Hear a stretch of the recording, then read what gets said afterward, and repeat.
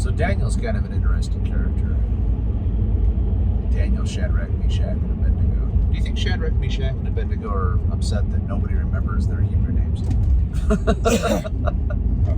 Nobody refers to Daniel as Belshazzar. So Hanalel, Mishael, and Azariah.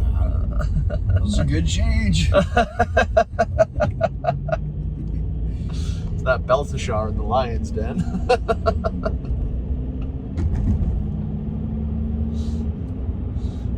Daniel got to keep his name.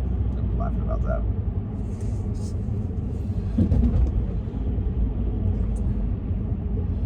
I wonder if I've been meaning to do a little bit of research into like the history of the Babylon, like the end of the Babylonian and beginning of the Persian empires. Like Daniel was an important figure in both of those kingdoms. I wonder if there's any records. Oh yeah. Records from their side that reference. Medes records from the Persians. I haven't done, like I said, I haven't looked into it at all, but, and it wouldn't really be surprising if there wasn't, because it's not like he was king, he was just a prince and administrator, but.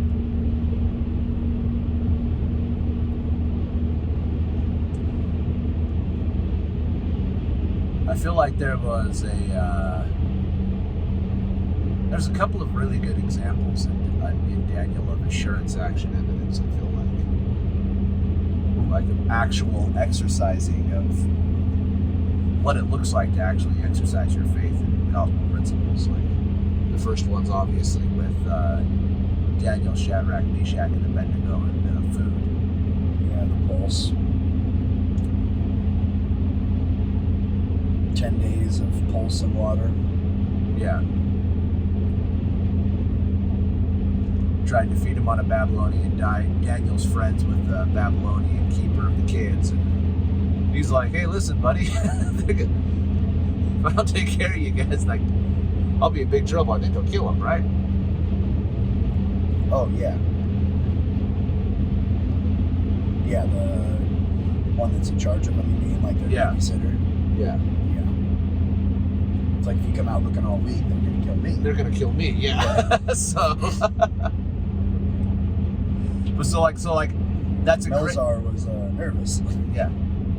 So that's a great example of exercising faith. Daniel basically just says, test it. Do it. See if there's any evidence at the end of this. Give us 10 days and see if there's any evidence at the end of 10 days that following the Lord and doing things the Lord's way is actually an improvement in your life.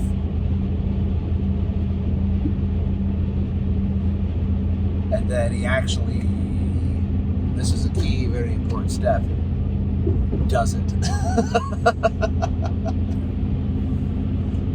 Does it for 10 days, right? If there's one thing I've learned about the gospel, or about really literally anything, is that there's no getting around doing the thing. You can want to do the thing, you can talk about doing the thing, you can pray about doing the thing, but there's no substitute for actually doing the thing. At a certain point, you have to actually do it. So that, to me, that's assurance, action, evidence. Daniel gives the guy assurance, hey, this will work. They all take action together, and at the end of that, they're left with evidence that God is actually watching out and protecting. Then in the next chapter, you have the vision. Nebuchadnezzar's dream. Yep. Vision in the last days, the stone cut out of the mountain.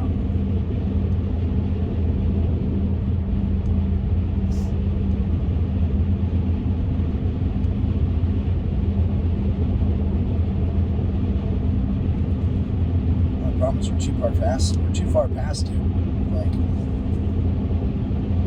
I read all this, but I don't remember. Like,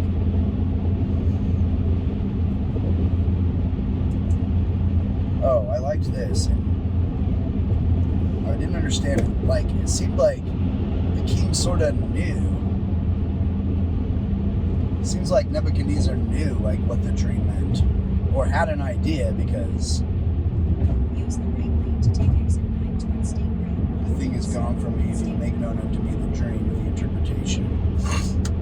See, that's interesting you say that, because I interpreted that Nebuchadnezzar couldn't even remember the dream. That he had a dream, that he was upset. And that's part of why he was asking, like, he wants an interpretation, but he also, I always, like, the thing is gone from me. I took as Nebuchadnezzar saying that he needed somebody to tell him what the dream was again, too. Use the right lane to keep Well, to merge onto State Road. the footnote helps. Oh, okay, what's the footnote saying? Persian, sure with me, i.e., he knew his dream and desired to test them. Ah, So, not so much the thing I said. not so much. Someone said it. I feel like, let's get back to the. Someone said earlier that the king knew the meaning. Let's get back to Let's that. go back to that. Let's not make an argument about who said what. Whoever said that, let's get back to that. I found that very interesting. What I found interesting about Nebuchadnezzar is that he seemed to actually, let's call it spouts of righteousness. Like he seemed to believe in God. Like he acknowledges that Daniel's God is the living God, and he leans on Daniel, and like he obviously, like, he backslides, because Shadrach, Meshach, you get to bet Shadrach, Meshach, and Abednego, where he tosses him into the furnace, and that's not super great. But then after that, he repents again, and then you have Daniel goes to him and tells him, like, because Nebuchadnezzar was actually chosen by God. He's like the Babylonian Empire was like God makes that very, very clear in the writings of Isaiah and stuff like that they're a tool in my hand. Like, shall the axe boast itself against him that wieldeth it? Like, the problem with Nebuchadnezzar was like he understood that he was ordained by God to rule the world, but he kept forgetting the Lord. And Daniel goes to him and says that. It's kind of a thing the kings do, like Saul. Yeah. So it's just an interesting dynamic to me, where I wonder, like, to what degree of conversion did Nebuchadnezzar actually experience? Because, like, Daniel comes to him and says, hey, you forgot the Lord, and you forgot that the Lord gave you your kingdom and gave you everything. So he's going to take everything from you. You're going to be a pauper. And you're going to, I can't remember, like, you're going to eat. I read beyond the chapters. But Daniel goes to him and says this vision. It's like, you're going to have your kingdom stripped from you. You're going to have all this taken away. You're going to be a beggar. You're going to eat. I can't remember if it's like eat with the pigs or eat with some animal, until you remember the Lord, and then the Lord will restore you and restore you back to your kingdom. And that happens, and then you have a whole chapter of Nebuchadnezzar praising the Lord, talking about, like, oh yeah, like I forgot the Lord and everything like that. And then Nebuchadnezzar dies, obviously, because the next story is with Nebuchadnezzar's son, and they profane they defile what I'm looking for, the objects from the temple.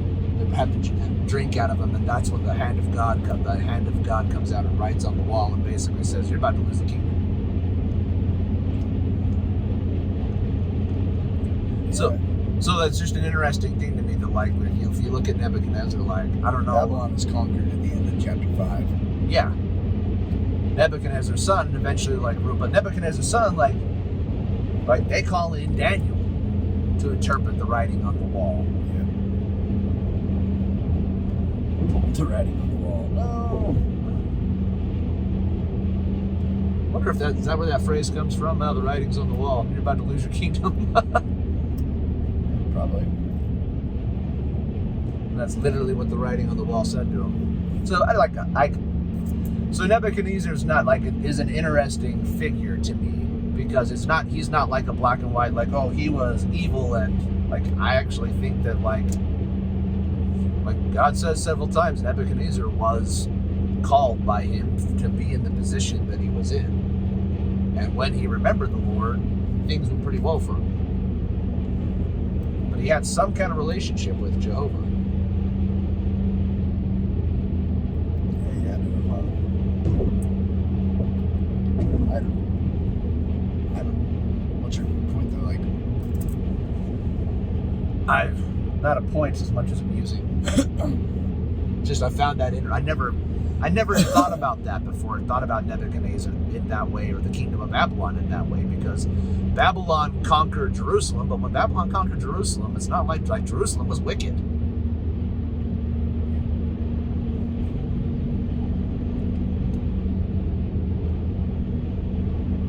So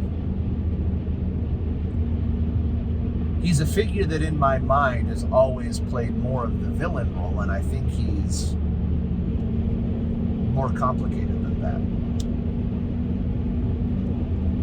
It's not quite as straightforward as that. Is my point.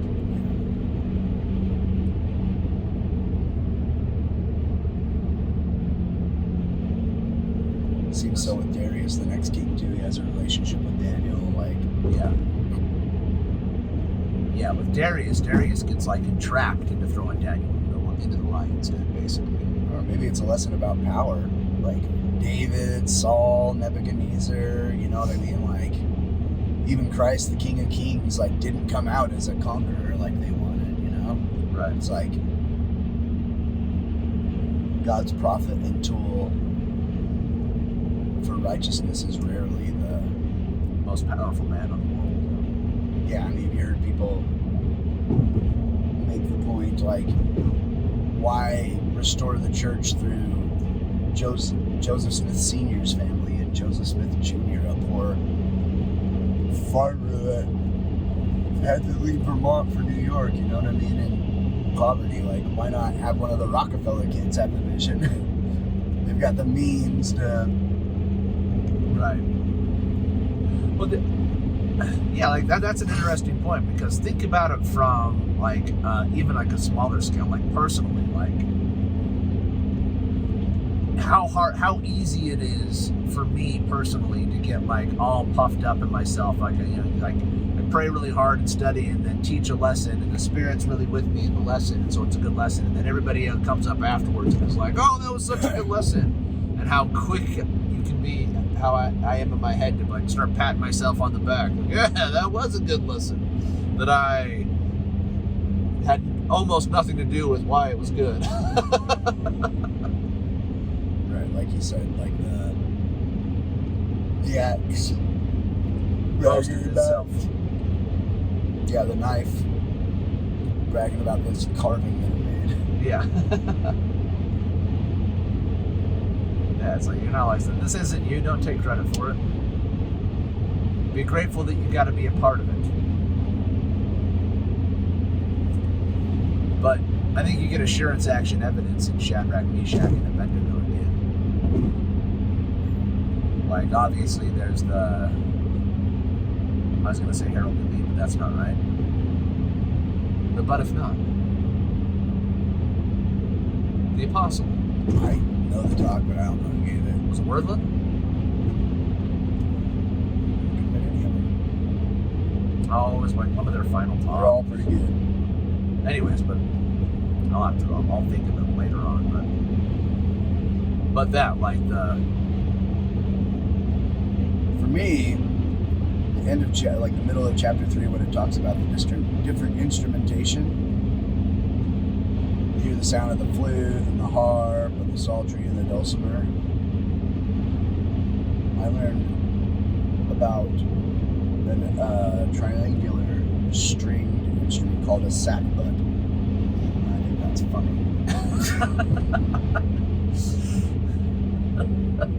I feel like he's the bass. It's like the ancient bass player. It's like, get the harpist and the psaltery and the dulcimer, and we have to bring the sackbut player. They're always so prima donna. Just food for thought. On the real though, in this chapter, like he gathers the golden image and everything like that. Like, is this the which chapter is this? Is this 3. The vision? It's before it. It's the fiery furnace. Oh, okay. Like they gotta Right. worship the golden image. Gotta worship and the stuff golden like image, that. So right. it's like, it's really weird. Like when he's in the world, he's all the way in the world, you know? It's like the first chapter, you learn about the word of wisdom. In the second chapter, the king like knows the dream and is like testing the world. Like he's having like, what I picture, it's like the wise of Babylon, right? Like your upper crest of Babylon, like the city dwellers. And then this question comes up and they all like, oh no, I've got the answer. Like that day, just being afraid, like, I'm sorry, I feel like we're there today where people are just afraid to say, I don't know. Right. I don't know. Like, when was the last time you heard somebody say, I don't know? You know what I mean? Like, you're arguing with them. It can be about literally anything, and you present another side and be like, yeah, but the thing with that is you gotta see. You know what I mean? Nobody's just like, I don't know what the dream means. Can you tell me? Yeah, that's an interesting point. That's what I thought the whole time, especially because the king knew the interpretation of the dream. So it was like, was he just like calling out the posers? It's like, I'm tired of this. I'm tired of this world of talking heads where there's like all yelling and no news. I'm gonna call this down. I had a dream. I'm gonna bring in CNN. I'm gonna bring in Tell me the dream. MSNBC. I'm gonna bring in Fox, and I want you to report to me, like use truth in reporting. Well, which is interesting because tell me what this dream means. he doesn't want And proper. all the talking heads get out there and it's like, oh, well, you know, you got to analyze from this, like from back then, and you know, and from the this and the this. Well, he It's like, doesn't let them. wrong. He doesn't let them do that. He doesn't give them the opportunity for propaganda. They all say, "Well, tell us what the dream was, and then we'll tell you what it means." And he's like, "No, if you can give me the interpretation, then you can give me the dream. And if you can't give me the dream, then you can't give me the interpretation." But obviously, some tried to do one form or the other because he killed them. He killed them all because they couldn't do it. They like what they said to him is like nobody could ever do that. Could ever give you the dream. You have to give us the interpretation. And then he says, "Well, now I know you're full of crap and you're worthless," and so he kills them all. And then Daniel, he doesn't go to Daniel. Daniel hears about it, and Daniel goes, "I knew that." Or the Lord can do that. It's like, let me pray about it for a bit. He's just in and out of the world. Like the next one, when it talks, chapter 3, it sets up like you could picture this whole correlation, this whole like thing being set up. Like they're. Where are you going? I'm gonna flip around. Anyway, it's this. That's a good This point. whole big deal in the world, and he's using like, I'm picturing the grandstanding and like the worldliness of it, like with the sackbuts and the dulcimers and all that coming out, and that, you know what I mean? It was like, everyone come out and worship this image, and Shadrach, Meshach, and Abednego are like, nah. He's like, and then again, like the king, like he can't be challenged in front of people. He's the king. Do you know what I mean? Like he's just like following the whisperings of the world. Like I feel like Nebuchadnezzar got swept along in that. You know what I mean? Kind of like Darius. Like, Right. Well, yeah, because Nebuchadnezzar flat says he says like who can deliver you from me now? Can your God deliver you from me? And they're like, yeah. But even if he doesn't, we'll be cool. we're still gonna. They're like, we're either gonna live or be a witness. Our blood will be a witness against you. Yeah. Either way, it's good for us, bad for you. Yeah. this is all upside. Yeah, it's all upside for us. That's an interesting point about like that you made about like the inability to say I don't know. Like I've had to teach lessons like even to the youth, and just like had to say like, guys, like I'm asking questions. Like that's an interesting thing, because like my teaching style is, I like Education Week speakers, because something that they'll do a lot is they'll ask a question that they know the audience is going to get wrong. Right. But they ask that question in order to get you to think about a gospel topic, and in a way that you haven't thought about it before. It's like this is everybody's assumption. What does look through a glass darkly really mean? Yeah. You're all going to say this, but I know it really means this. Yeah. And so you learn when an Education Week speaker like says it, like what do you think "look through a glass darkly" means? And you Instead go, of like jumping out there, you'd be like, well, I thought I thought I this. knew. Now you're asking. And it's making me think that maybe I'm not right about Maybe that. I don't know. So like I teach that way, but like it's interesting like how people will people always try to answer. Like it's taken years of going to Just education. say I don't know. Yeah, to say I don't know. Just say I don't know. Can you show me something? Yeah. I don't. Or 'Cause if let me research that and get back to you. Because if you don't say I don't know, how can you learn anything? I've got keys. All right.